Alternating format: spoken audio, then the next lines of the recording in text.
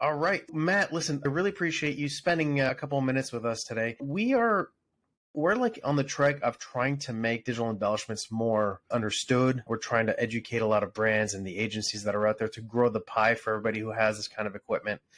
And we've been tackling some of the key issues that we believe have been kind of restraining the growth of digital embellishment. We tackled around designing and the understanding of how to design correctly for it and teaching designers and agencies how to design for it.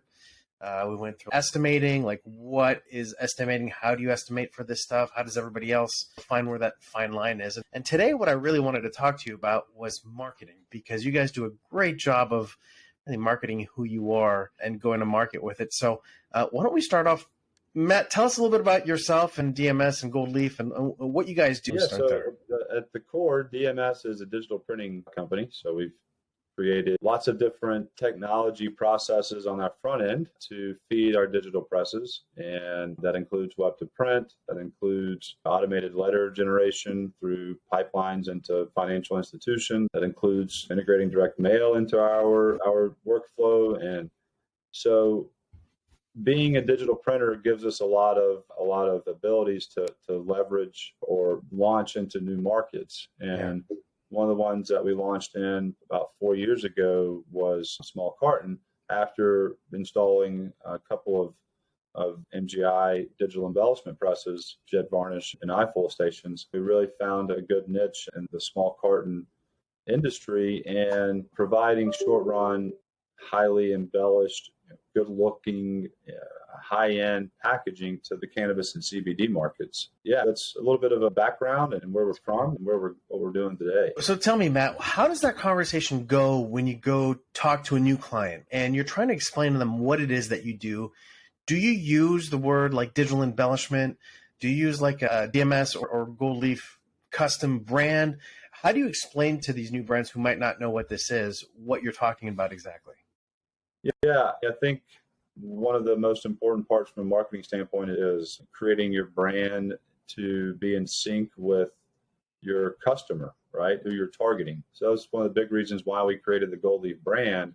And when we're talking to our customers, we talk about not only the benefits from a short run perspective, but the benefits from a sustainability perspective and how digital production is cleaner on the environment and what we do to help reduce our carbon footprint and do our part. So getting that message right is not just one thing about we do digital embellishments and we can do it at a short run quantity, but really packaging that into an entire message that is delivered to the market that you're targeting. So if I'm going to use digital embellishments to produce greeting cards and birthday cards, then I need to develop a channel or a web to print platform or a marketing message around that particular customer base. If I'm going to use digital embellishments to target the poster market and the entertainment industry, you really need to hone your message there. Because one of the things that definitely takes the learning about digital embellishment past its infancy is understanding how it applies, and having marketing message trying to surround that it applies everywhere is not a good strategy, because it does apply everywhere. But saying that you're going to go to market, saying you do business cards, postcards, posters, and small packaging isn't a clear and concise message. That's smart. So you really tailor that. That's a good way to look at it too.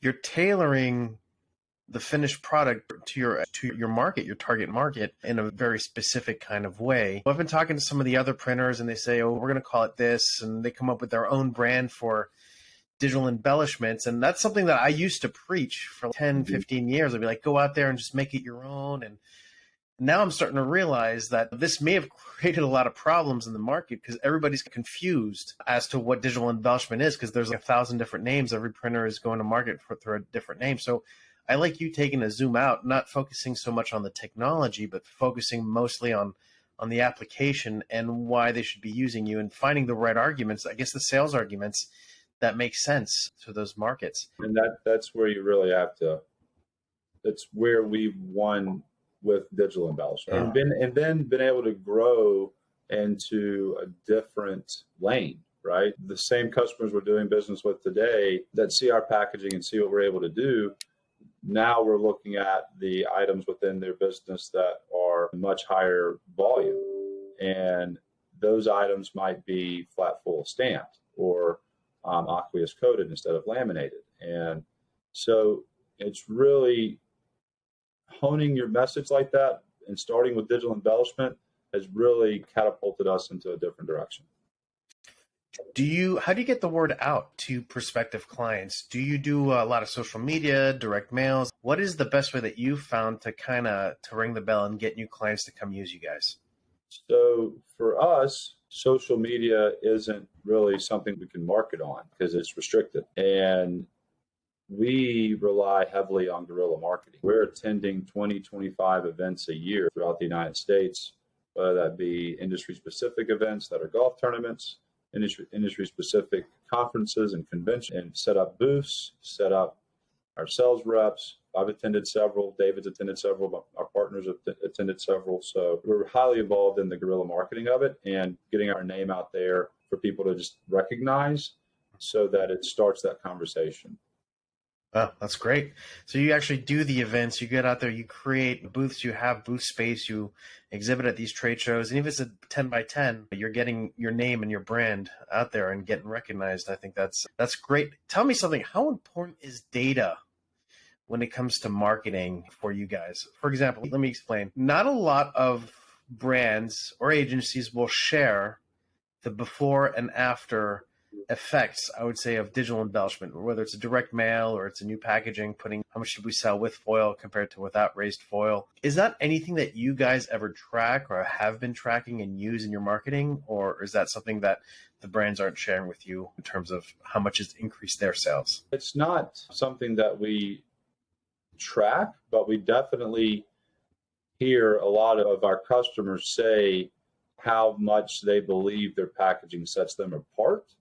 Right? So how much their brand is set apart by using digital embellishment. To truly put a figure on that, I think you're going to have a big CPG switch all their packaging to digital embellishment, which until right. I don't think that's going to happen. But it definitely has its place in the market with companies that want to stand out and be different, look different. They understand, and we lean on studies that I think one that you provided us way back in the day that prove the eye tracking methods and where someone leads to when they see any embellishment, whether it be stamped foil, raised foil, spot UV, you name it. It's definitely something that sets people apart.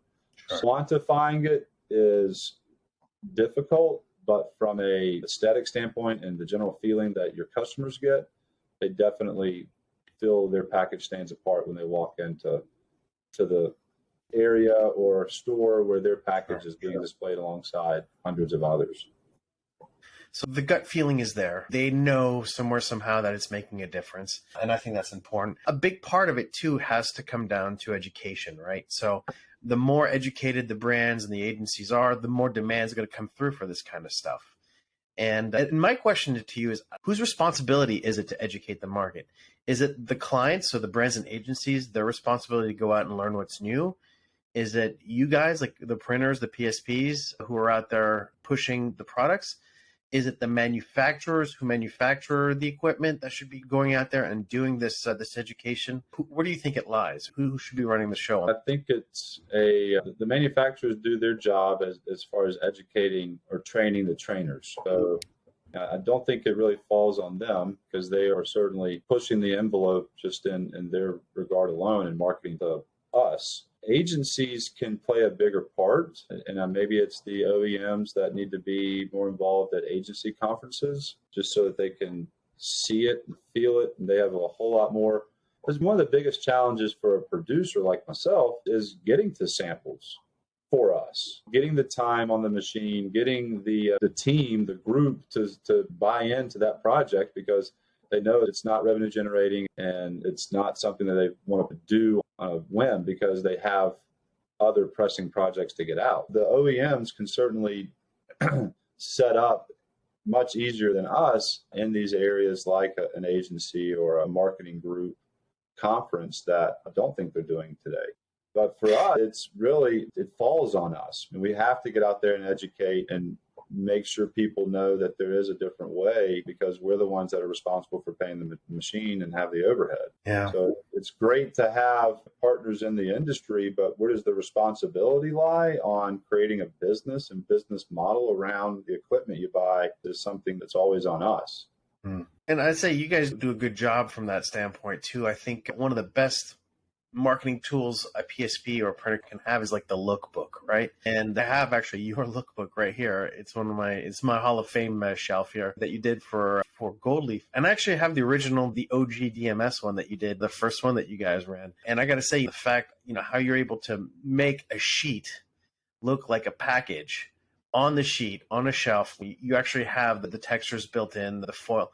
I thought that was a really creative way of really highlighting what it is that you guys do. And would you say that's one of the most important pieces that you guys have from a marketing standpoint is the Lookbook? Or do you do like mostly custom samples for clients? No, we try to stay away from custom samples as much as we can, because we have so much production work. So doing samples just slows us down.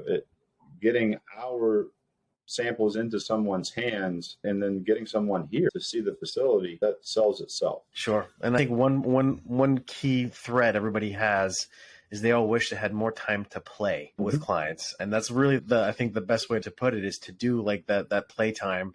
I even had clients when I was with MGI in France who charged for playtime. So they charge like $1,000 an hour to have these agencies come in and play on their equipment and walk out with 20 different prototypes. No, man.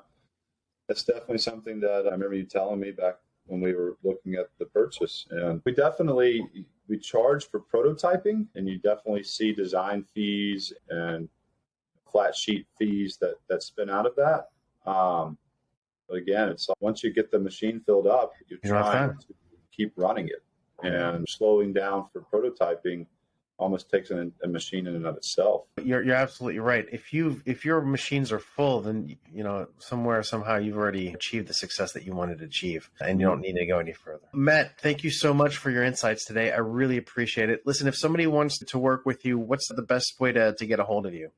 Yeah, visit our website, dmscolor.com or goldleafpackaging.com. All of our contact information is listed there. All right. Hopefully we'll get a lot of people interested and fill up those machines even more. Yes, sir. Thanks, Matt. Take it easy. All right, have a good one. You too. Bye.